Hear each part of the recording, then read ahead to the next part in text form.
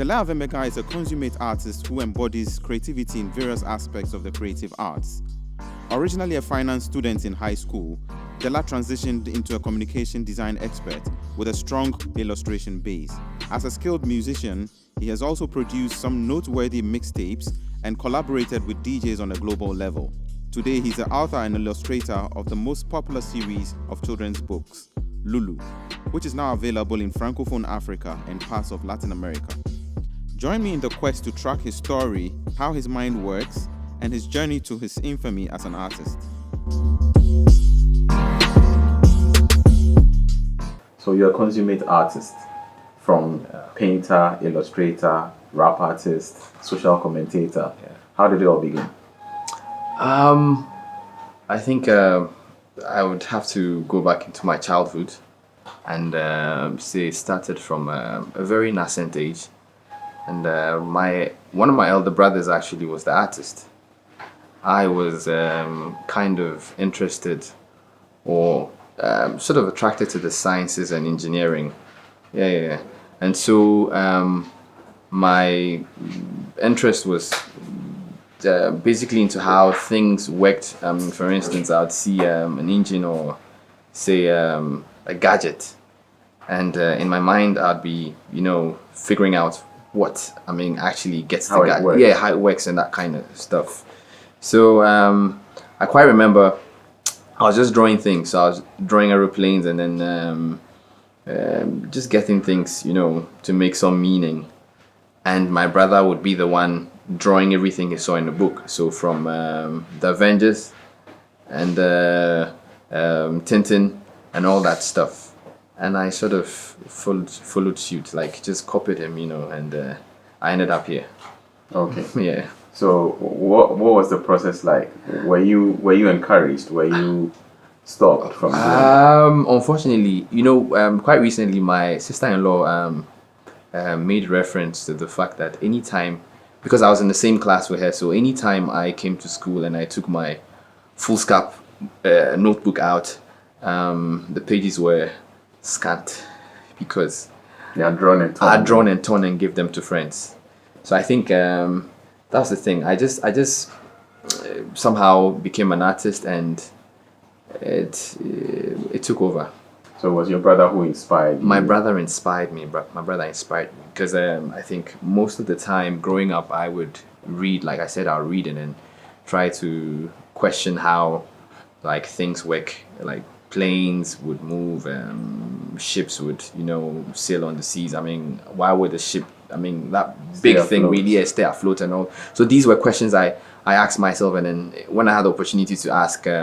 Like my dad, who was a marine navigator, for instance, yes, he would give me some answers. Some of them never made meaning at that stage, but yeah. Great. So at what point did you actually start practicing or actually take it as a full-time course to do? When did you make that decision to become an arts, a creative person? I think it started from, I think I gave it a shot during secondary school. So for my O level, I was doing science, but then art was one of those elective. We call the word elective. Yeah, we didn't have. Yeah, we didn't have that back then because I did the old system thing. But then art was one of those elective courses. So, but then I was a science student, so I was doing physics, biology. I know you're surprised. Biology and art maths. That's what I did, But then when I got to sixth form, I was like, no, let me just take this art thing serious. And so I just got into it, and then I'm here today. Interesting. Yeah. Interesting. So when you set out to do art, was there any particular career you had in mind that you wanted to end up? Interesting question. I still wanted to be a pilot, or yeah. I think the pilots are winning on this show because I still wanted to be a pilot, or because my dad discouraged all of us, his sons especially, not to do what he did, like pursue his profession. Being a marine engineer. Navigator. Navigator. Yeah, and I can now understand because there were times when for 2 years we didn't see him, and that sort of thing, and I know that must have been a problem. Yeah, but so I was more interested in being a pilot, or if not a pilot, then maybe a politician. Okay, that part will also come. We'll Yeah. also come to that. Yeah. But so you were still dreaming of being a pilot. Yeah, While still doing your art. while still doing my art. So how were you hoping to reconcile, or how were you hoping to get to that point? I think it was, I kind of lost that interest a bit after O level. Yeah, I think then I became more, focused on the arts because then I was introduced to, I love geography. As for geography, that was one of my favorite subjects. But then I got introduced to economics, government. And so that's when the whole, like I had a different, it was something new to me and I found them quite interesting. And I said, okay, fine, this could be another area to explore because then I quite remember we didn't even have a pilot school here in Ghana. So for you to be a pilot, you had to go abroad to go pursue, that sort of thing. And I mean, I was being realistic, so I think at some point I just said, look, let me just kill the ambitions to be a pilot, or the dream to be a pilot, and then pursue what was real. But then art kind of stayed, and there and then I remember when I first applied for university, I opted for architecture. The architect and the Yes, pilot. yes. Okay. Yes, and unfortunately I didn't get that, so I had to reapply again, and then I did graphic design. Okay. Okay. So fast forward, you came out of school and got into Advertising. Yeah. tell us about that. Yeah, so after school, then advertising was a thing. Back in the day, it was a big thing. The whole perception about working within an agency. Advertising Yeah, agency. Yeah. and I think the freedom or the liberties supposedly, and I guess we were watching too many Western movies that sort of painted a certain picture. And we were, we became engrossed some way somehow. So, funny enough, I started with a very, I mean, it was we didn't have a place of convenience. This was around Adabraka, yeah, and I was there with Green and one other guy, and I moved from there to Carlos Pro. And then from Carlos Pro, I moved to, I think, Stratcom, and then Stratcom to Artsbureau, and then to Originate, and All as a graphic design person. Yes, as a graphic design person, at Stratcom it was a bit of being a design and a communications officer. So that was where I sort of got introduced to this whole communication bit of the whole skill of communication and that sort of thing. So that I think was an advantage to a certain extent. And then just became a designer. And the music. The music, it's been there since. A very interesting story. I mean, so growing up, I think around age 5, 6, 7, I would entertain my father's visitors by mimicking Satchmo. Yeah. Okay, now that's a very deep. And I would mimic the voice and everything and entertain my dad's visitors. And my dad, Was it because your dad listened to that yeah, kind of music? he listened So to that's that where kind of influence music. So came the from. influence, yeah. So I grew up listening to Satchmo, listening to the Temptations, all these guys basically. The old good stuff. The old good stuff, and and my dad too played about 4 instruments. You play an instrument? Not too well, but yeah, I can sort of maneuver, get around. Which one is that? It's the keyboard. Keyboards. The okay. keyboard. But now I have a cornet, and trying to find time to learn how to, you know, play it. So as a producer and a rap artist, what did you do, and what were milestones? When you did? So yeah, I did.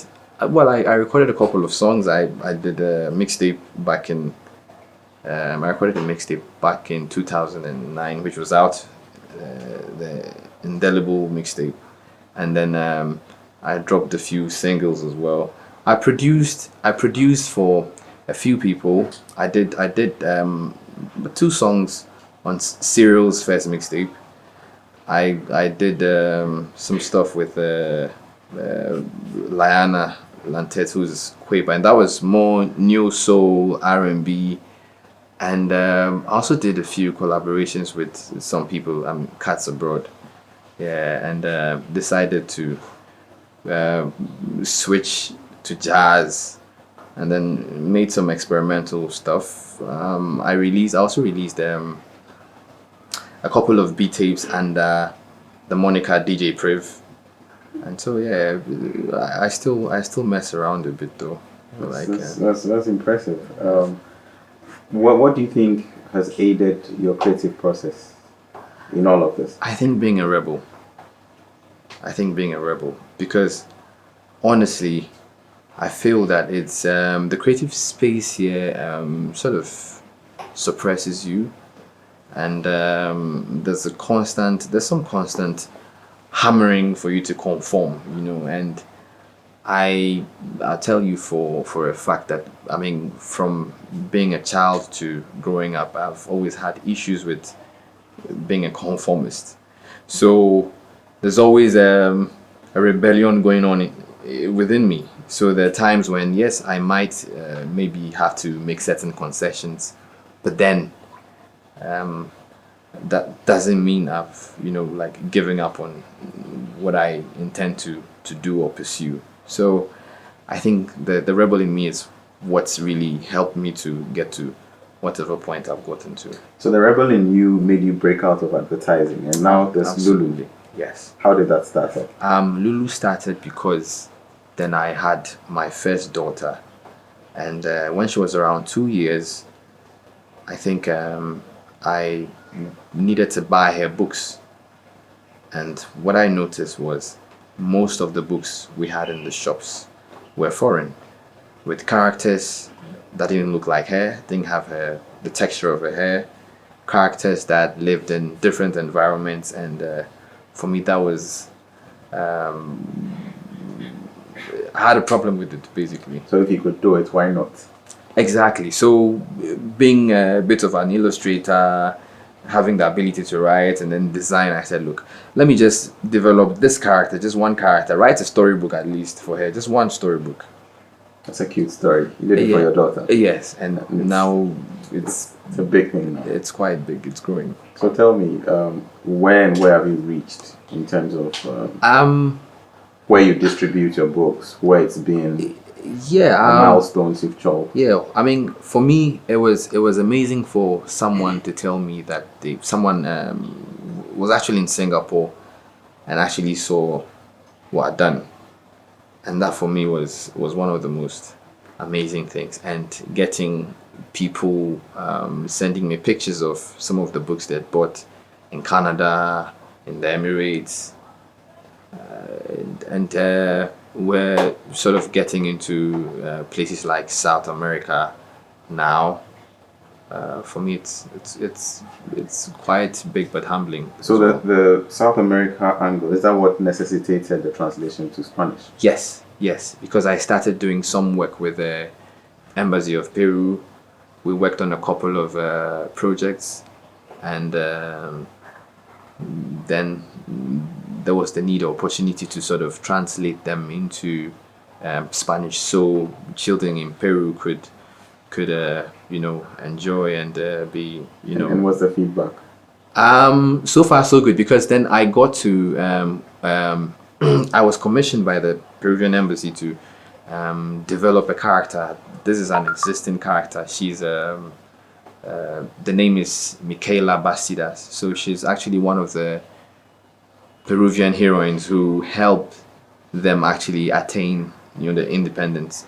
And she happens to be of Afro-Peruvian descent. Descent. Yes. That's interesting. And so they approached me, and there was an agency in Peru that had already done some work on it, but then they wanted a different version.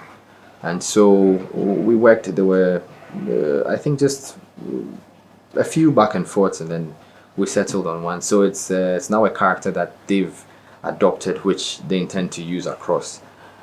And so that's how the relationship. So you can imagine that an artist from Ghana Well, has made strides in South America through Well, creativity. yeah, it's Very impressive. And then the Thank you. French translations, the whole French connection. yeah. So the French thing, that for me, my wife is francophone, so then the need for the kids, because the kids are also speaking French at home, so then there was the need to have it translated for that purpose, and also to get the books into francophone Africa, because we're surrounded by francophone countries. And I felt, look, these books, I mean, honestly, besides having my daughter as the main, inspiration, I wanted other kids to also, sort of have this privilege to read stories that I felt were more modern and carried more weight in terms of we're projecting us in a better way, because one of the issues I have with some of the books we have on the market is it helps actually progress the Western agenda, sort of. So where Africa is it's a junkyard, and then you have things in very stale, dilapidated state, and so I get to read some of the books here and see the imagery, and these are kids that are wearing torn clothes, living in very deprived conditions and all of that. And for me, I've had some people approach me and say, why are your stories and characters too clean? And I'm like, honestly, I mean, I would want that kid in the village to read my story and aspire to become someone better, and not to, have them think, okay, whatever situation they find themselves in is where they're going to be for the rest of their lives. So even in children's books, you still have your rebel appetite. Absolutely, it's everywhere. So I hear you have reading clubs. Yeah. How was that formed? Yeah, so initially I was getting invitations from schools and reading clubs to come do readings, and then which is still the case. But then I said, why don't I also, because some of the schools actually approached me and said, hey, would want you to come read every week. So they pick a particular day in the week and then want me to come over. I said, okay, if that's the case, then I might as well set up a reading club and get a few people on board, and then we get to read to these kids. So these books are available in hard cover? Yeah, they're available in hard and copy. digitally? Absolutely. So where are they available? So all the Kuala shops actually sell our books. All the twist and locks salons to sell our books. You have them at Kingdom, you have them at Golden Tulip, you have them at African Regent, you have them in Takrady, you have them at the Beavers bookshop, you have them in Kumasi, you have them a few more places around Accra, and then we get some of the reading clubs to also take stock and then sell. And then there's this other popular one, Book Nook's bookstore, which is online. It's a Ghanaian company. Okay, And so so that's they- only in the online. Yeah, so it's they're doing almost what Amazon does. So if you want a hard copy, they just ship it to you wherever you are in the world. Okay, awesome. So where do you print them? So initially I started printing here, and then I realized we had a major quality control challenge. So I decided to print in the UK. But I'm still trying a few printers here, but it's really challenging, working with production houses Okay. here. Yeah. So, what role do you think art plays in social change, and how do you use art to engineer social change? I just think honestly, as artists, right, we shouldn't just be confined to just projecting the typical. So it's just the scenes that are common here, but also in order for us to own our story, we need to sort of shed light on things that are happening in different spectrums. So, like the political spectrum, for instance. I mean, as an artist, how do I perceive a certain happening or a certain situation? And I feel if, as artists, we become sort of more involved in what is happening politically or socially, it would help. One of the one of the things I say about art is art for me is not just curating a happening or an incident or a situation, but art for me just validates perception. You understand? And so, if there is a certain perception about us as Africans, and my art debunks that, then it's a point. I'm making a point, sort of. If my art validates that, same way I'm making a point. So, as artists, I think we should be doing what the journalists do. We should be talking about things that are happening, and possibly, if we have solutions, if we have ways of or thoughts and ideas of curbing the thing or sustaining it, then we might as well just do that. That's how it works for me, or that's how I see it. What advice would you give someone setting out to be an artist, to be a creative person, looking at where we are now socially and how things have changed with the whole digital revolution going on? How would you advise somebody going into art? We're looking at people starting back with a notion to want to be creative people, with a notion to want to be a creative person or an artist. How would you advise that person to set out? First thing is to shun conformism, basically. Don't conform. I always, I mean, it's something we've been hearing all the time, that think outside the box, think outside the box. But for me, I think even that very thought is a no-brainer, because for me, we don't have a box. We don't have a box. I mean, explore the liberties, and the options. Just go all out. Like for instance, I get people ask me, why don't I paint on the canvas? Why don't I use the canvas? Why don't I do the regular thing? And I tell them, well, there are other mediums or ways of expressing yourself or your thoughts or your perception. So for some people, the canvas is that foundation. For others, the walls are the foundations. If you're talking about graffiti, for me, some other material is my foundation, where I, sort of relay my perceptions and what have you. So don't limit yourself. Otherwise, you become like someone who's already, in existence. You're just emulating, and just copycatting. But there's no distinction to your game. There's no distinction to your craft. You're not peculiar, and I feel each and every one of us is peculiar. So first thing, shun conformism. That's it. Okay, and then also next, what the next thing? Next thing is to try and then break boundaries. Like for instance, one other thing I keep hearing is, oh, why won't you first focus on Ghana? Why won't you first focus on Ghana? Who says Ghanaians are the only human beings in the world, and are the only human beings that would appreciate what you're doing?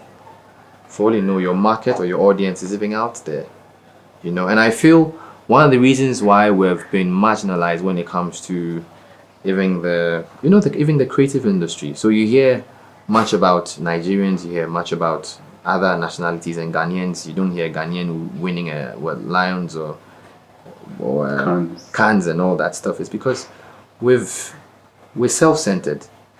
It's always Ghana. Or just think about Ghana. You know what? When you crack the Ghanaian market, then you can, that's the thing, and that's where the problem is. But if we take the world as the playing field. I mean, then would garner more attention from other parts. Sure. Being an artist requires you to have a very imaginative mind. Yeah. Let's imagine for once you had superpowers. Mm-hmm. What would you wish to have as superpowers? An ability to do something out of the ordinary. I would probably look at the ability to manipulate water. Yeah. Why so? Water bender. Yes, probably, yeah. Because I think water is probably the cradle of life. So if I can manipulate water, then that's life right there in my hands. Interesting. Yeah. So what do you do for your leisure? What do you when you are not illustrating, painting, playing music, creating music, and so many other creative things? If you find time to do anything outside of that, what would you do? Since anyway, somebody else would find those things as leisure, but outside these things that I enumerated, what would you do? Well, kids, taking care of my kids, spending time with the missus, and probably having a quiet time or something. You never struck me initially as a very kids person. Now that you're writing books for kids, did you see yourself as one such person? I mean, okay, I knew I loved kids. Like I love kids. Like anytime kids came close to me, but then it never crossed my mind that one day I would be so involved in. And it took just a thought to do a book for your daughter, and then just one book. Broke everything. Just one open. book, yeah. And that was a eureka moment. That was it. Awesome. Yeah. So we've spoken about other endeavors within the creativity space. We spoke about illustration. We spoke about graphic design. We spoke about music production. Becca, tell me about Becca. So Becca is my art name or my art moniker. So as an artist, that's what I use. And what does it mean? Becca is in Ewe.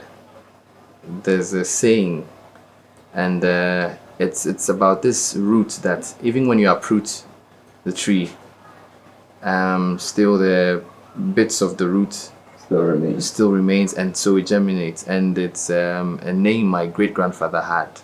He was the only child, but then he actually spread his roots. I mean, he had lots of children, and so in a nutshell, it means regeneration, and basically that's what I'm doing through art.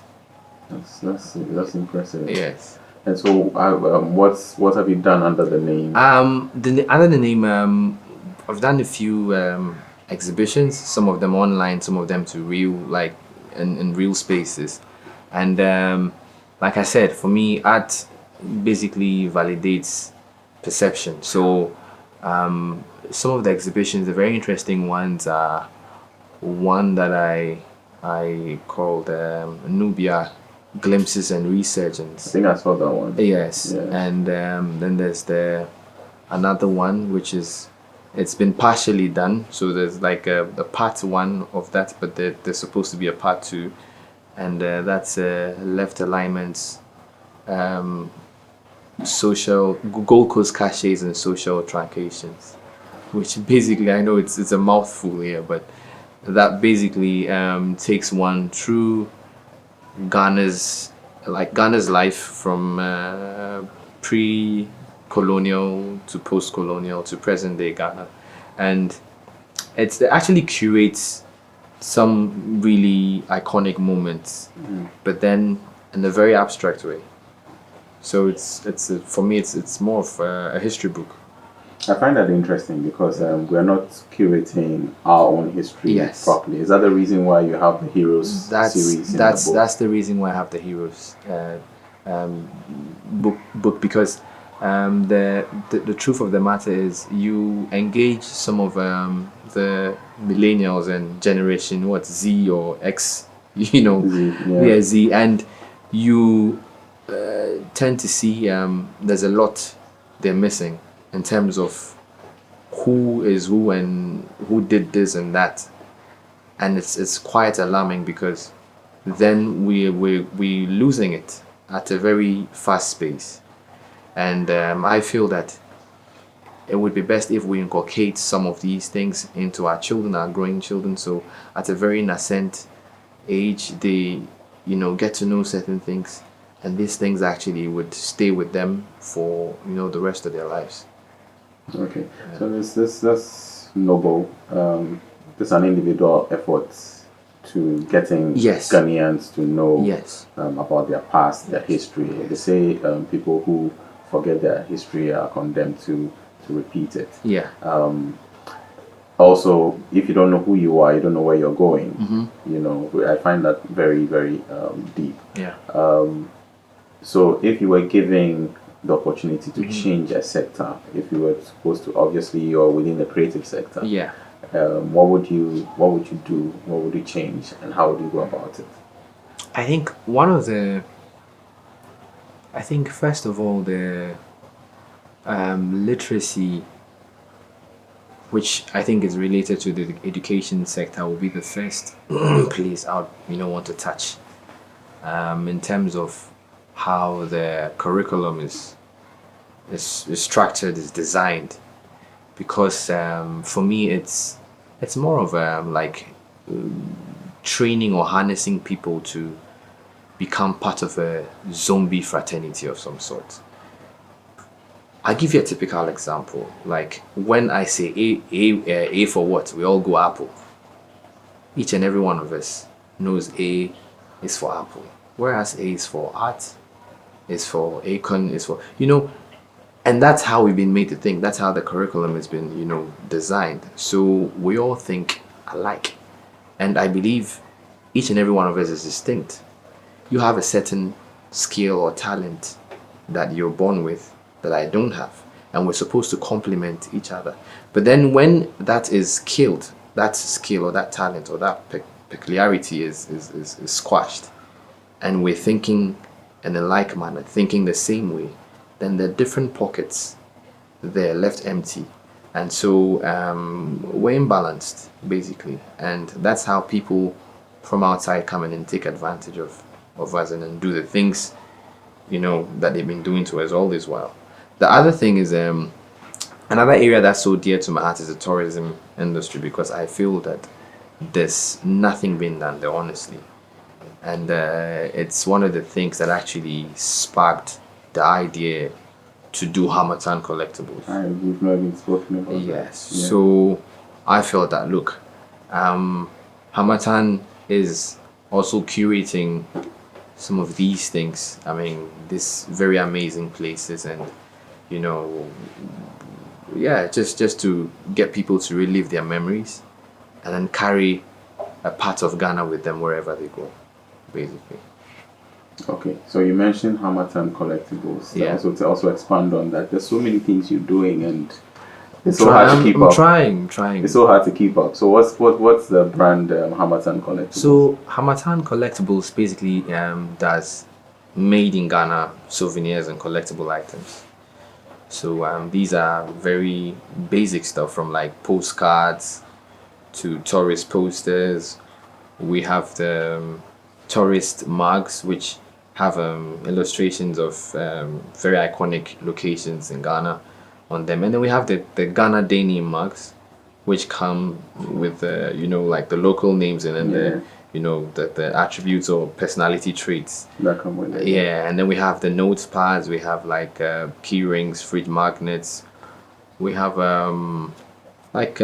t-shirts, caps, and we're gradually growing it. We're growing it gradually. I mean, all we want to do is to get people to, I mean, people travel all the time, and someone comes back with a New York t-shirt, with a Piccadilly Square, Big Why Ben. not Ghana? Why not Ghana? That's the thing. Why not Keta? Why not exactly? Why not Bonray? Absolutely. Okay. Yeah. So that's what we're doing. Dela Avemega, you're validating perceptions, changing the narrative, and establishing Ghana on the map with your art. Thank you. We're very proud to have you on this program, and we'll call upon you once again sometime soon to come and talk more about art and how the future generations can also benefit from your wisdom. Thank you.